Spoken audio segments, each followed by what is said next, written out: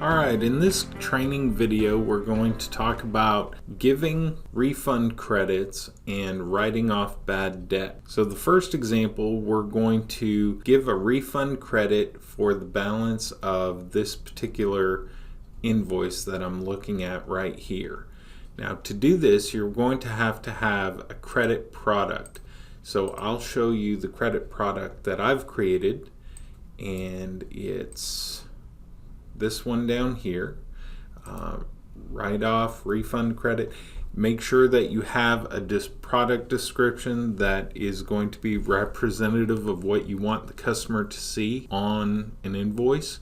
You can call it whatever your accountant would like to have you call it. You'll have a price schedule that's named the same thing for a price of 0. This product needs to be active and dock available, but you don't want it to be route available because drivers won't really be doing this.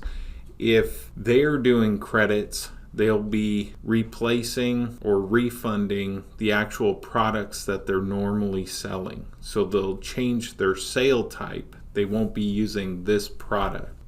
Now that you have it set up, you need to come up here to Special Product Assignments, and we need to click Make Credit Invoice Product.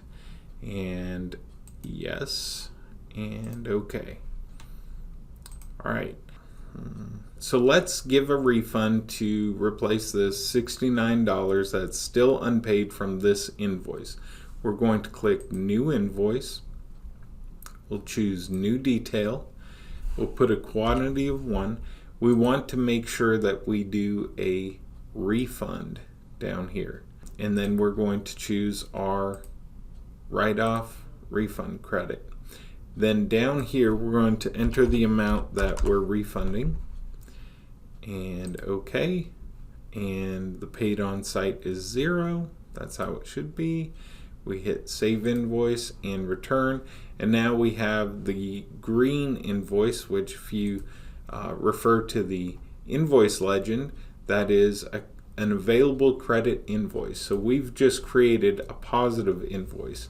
Now what we're going to do to actually create the paper trail where this invoice links up with that invoice, we're going to go into Payments, and we're going to click New Payment, and we can enter a note if we need to about why we're writing this off, but ultimately we're going to click OK and allocate payment.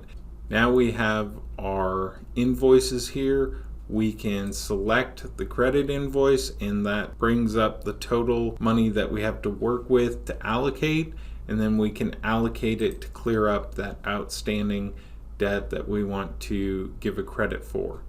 Okay, at this point we hit OK and Return, and so now we have this payment that we've created that takes that credit invoice and assigns it to the outstanding partial payment that was still owing. Okay, the second example that we're going to do, we'll go down to the next customer, and I have some outstanding debt, $434.86, that we're just going to write off the entire debt, and we're going to do the same thing. We're going to create a new invoice, New Detail, again 1, and we're going to choose write off.